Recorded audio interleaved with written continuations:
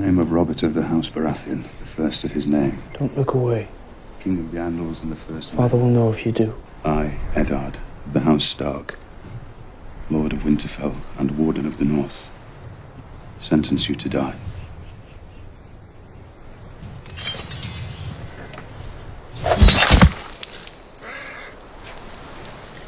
But do you understand why I had to kill him? Oh, where's the old way? The man who passes the sentence should swing the sword. To most people, Ned's character is kind of dumbed down to a trope. Either the honorable, naive fool, or the pure, idealized hero, martyred by a corrupt world. But I believe it's much deeper than that. He's a conflicted, self-judgmental, and haunted man, trying his best to be a morally worthy person, and to protect those he loves. Although superficially it seems like he is rigidly bound by honor, what that honor means to him is continually questioned and brought onto the table. He generally clings to principle, but he actually tends to make some pretty complex moral compromises. In this way, studying Ned's character becomes a playground for studying the philosophy of ethics.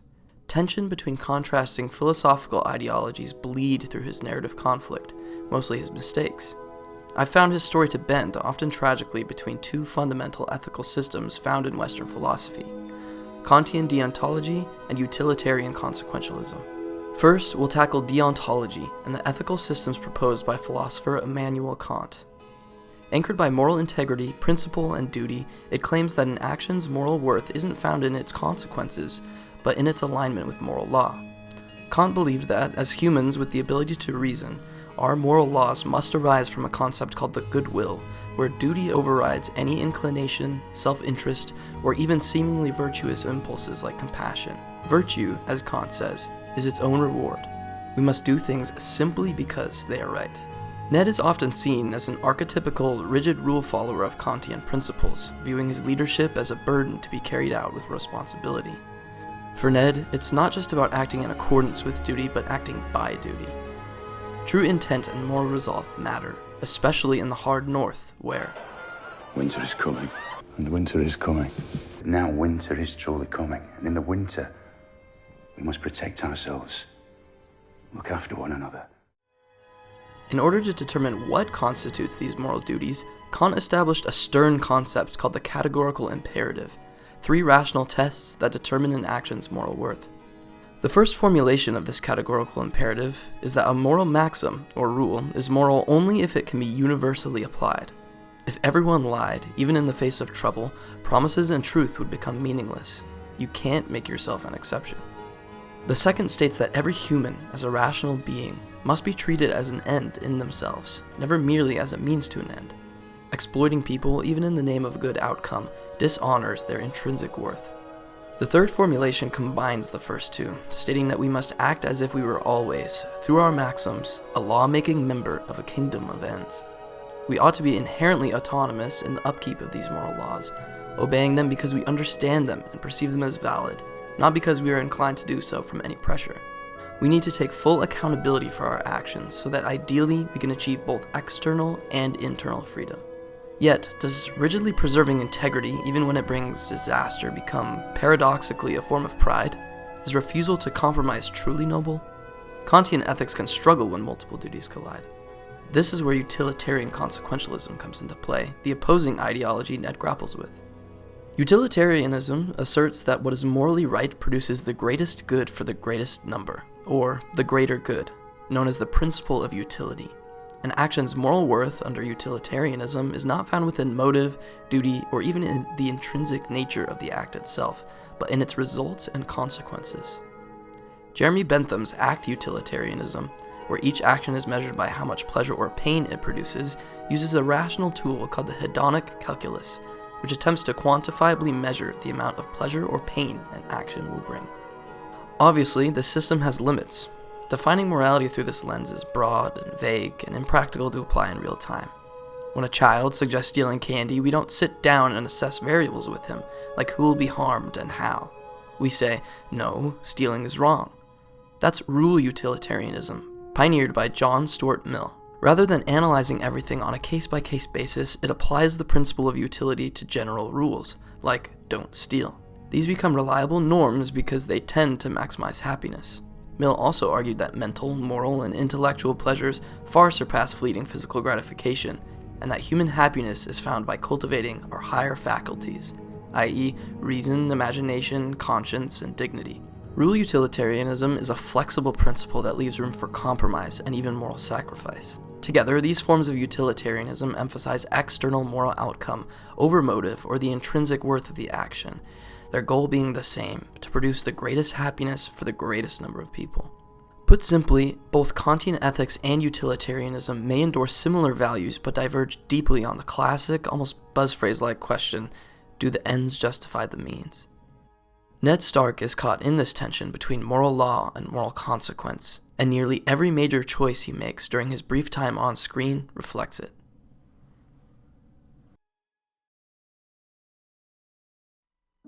Ned Stark's narrative kicks off with his first great moral compromise, one that predates the main events of the show itself. When a married Ned returned from war victorious, he brought with him an infant boy he claimed to be his own bastard son, wrought by infidelity, Jon Snow. By Kantian standards, this lie fails the universality test. If everyone lied about family to protect someone, the concept of truth and family would become meaningless. It also cracks under the third formulation, autonomy, because Jon and others who believe the lie live under false pretenses, being robbed of rational self-governance. However, this lie also upholds the first formulation in odd ways. Ned keeps a promise that his sister had him make, and he protects an innocent life even at the cost of his own honor. Whether it passes the universality test depends entirely on how we frame the maxim. If the maxim Ned is acting on is lie to protect someone, it fails, as the truth breaks down. But if it's protect innocent life, even at personal cost, it may pass. And therein lies the tension. Competing maxims make the moral dilemma refract like light through a glass. How you frame the maxim ultimately determines the moral worth of the action. Even from a utilitarian view, the lie's moral worth is uncertain. Ned's protection of Jon could either risk destabilizing the realm or prevent future chaos, depending on how certain events unfold. His choice is a moral wager that the short-term consequence of protecting one innocent life and honoring his sister's last wish was worth the cost of any potential long-term consequence.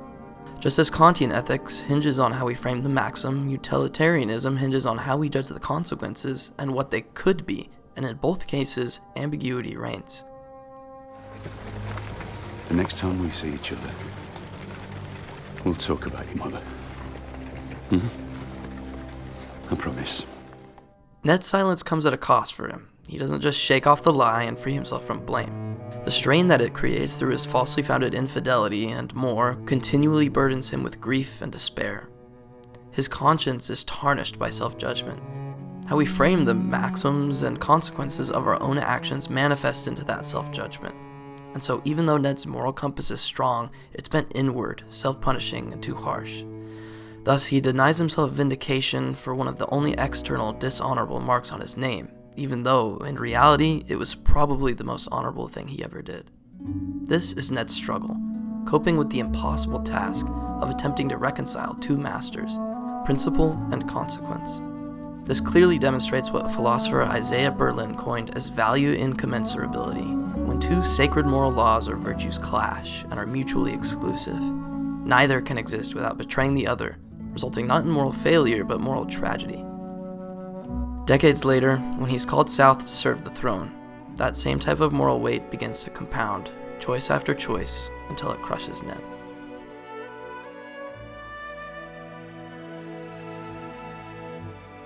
The issue of assassinating Daenerys Targaryen is probably where Ned's Kantian principles shine the brightest. A no-nonsense refusal to treat human life as merely a means to protecting the fragile peace of Robert. It is a terrible thing we must consider, a vile thing. Yet we who presume to rule must sometimes do vile things for the good of the realm. King Robert presents a purely utilitarian argument, one death to prevent potential war. But for Ned, this clearly violates the second formulation of Kant's categorical imperative, treating humanity as an end in itself, never merely as a means. I will have no part in it. This stance has deep psychological roots for Ned, his trauma from war reinforcing his Kantian belief that some actions are wrong regardless of their instrumental and consequential utility, especially regarding children. Beyond simply being right, for him it's actually redemptive. How we frame moral maxims and consequences depends upon the person. Ned, Robert, and the rest of the small council evaluate their choices through an interplay of psychological and philosophical factors. And as viewers, we rely on subtext and our own intuitions to project our own psychological and moral judgment into the gaps. Ethics aren't just abstract and composed of equations, they're lived through people, and art like this reminds us of that.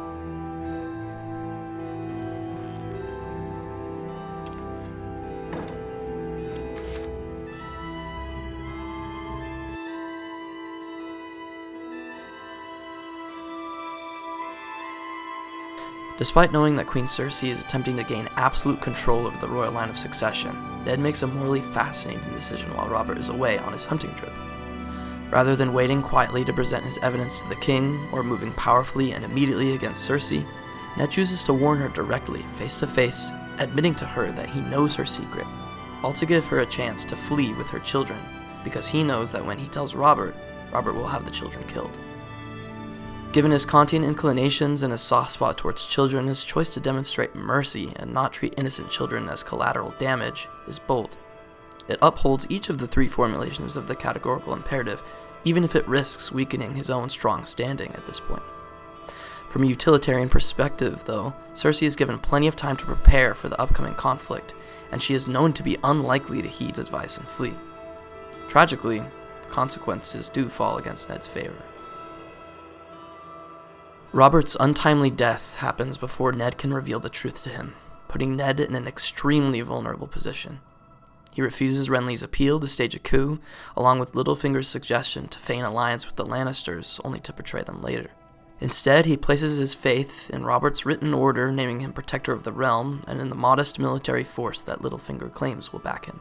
The utilitarian calculus thinks this is needlessly risky. Seizing power through deception or preemptive violence were much more likely to assert the greater good.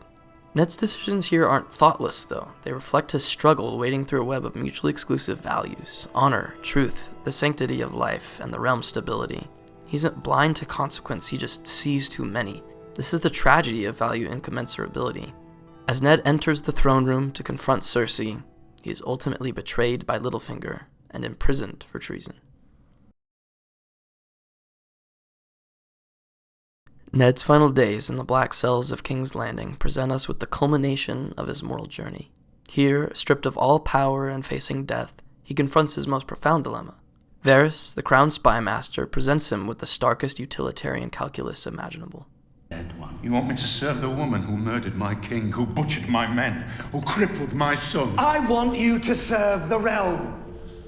Tell the Queen you will confess your vile treason. Tell your son to lay down his sword and proclaim Joffrey as the true heir. Cersei knows you as a man of honor. If you give her the peace she needs and promise to carry her secret to your grave, I believe she will allow you to take the black and live out your days on the wall with your brother and your bastard son. You think my life is some precious thing to me? That I would trade my honor for a few more years of what? Of what?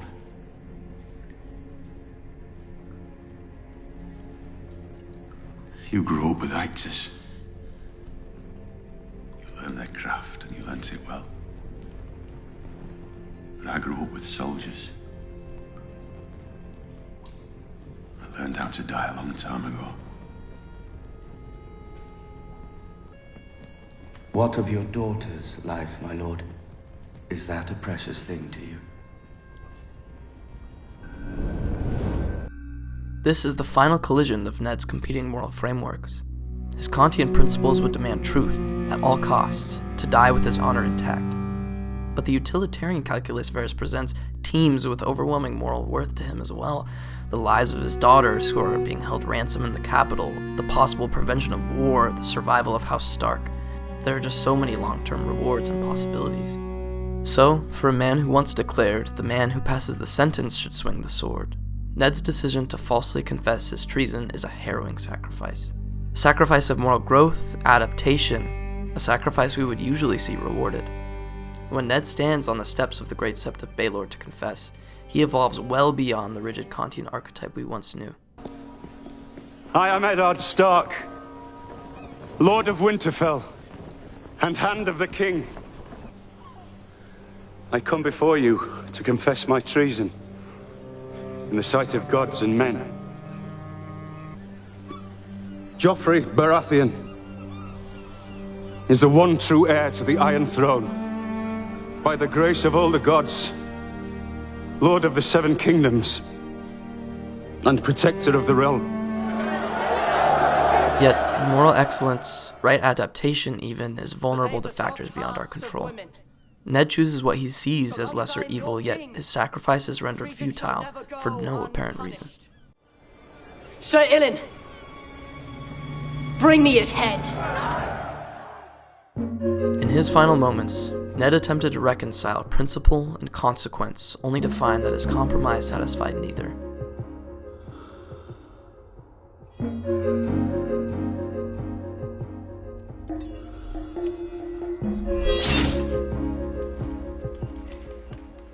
His stand against illegitimacy earlier cost him his position. His pragmatic confession now costs him his life. The Kantian loses his moral purity, the would-be utilitarian fails to produce the greater good.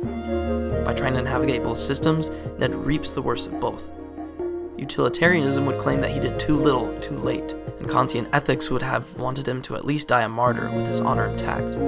Instead, he dies with neither, not for lack of character, but because no system could save him in a world that so cruelly weaponizes morality in such a way. In this light, Ned's story becomes much less about the failure of honor in a dishonorable world and more about the inevitable tragedy of moral pluralism when ethical systems clash. It warns us against rigid adherence to principle and coldly calculated consequentialism. Instead, it suggests a nuanced approach to morality, one that recognizes both the criticality of principles and the inescapable weight of consequences. This makes Ned the perfect character to begin Game of Thrones. He serves as a masterful setup that goes well beyond exposition or sermon-like warnings about what is to come. He teaches us that often there is no right answer, just immensely painful trade-offs. In an ideal world, the conclusion here would be that the midpoint between two extremes would be the wisest and most effective course of action, but this middle ground can be just as perilous and unclear. Ned's compromise preserves neither his life nor his honor, and constantly choosing to be impartial or centrist can lead us to lack moral conviction and fail to break the systemic wheel of power in this absurd world. When you play the Game of Thrones, you win or you die. There is no middle ground. But Ned's story offers an odd yet beautiful third path, not necessarily winning or surviving, but bearing witness. He doesn't die for honor like a Kantian, and he doesn't die for an ultimate greater good victory like utilitarians, but he dies caught between the two competing moral worlds, refusing to let go of either. This moral courage, striving to make the impossible choices and sticking to them with conviction, not for gain, but because no one else will, is truly what makes Ned an unforgettable, absurd, and tragic hero.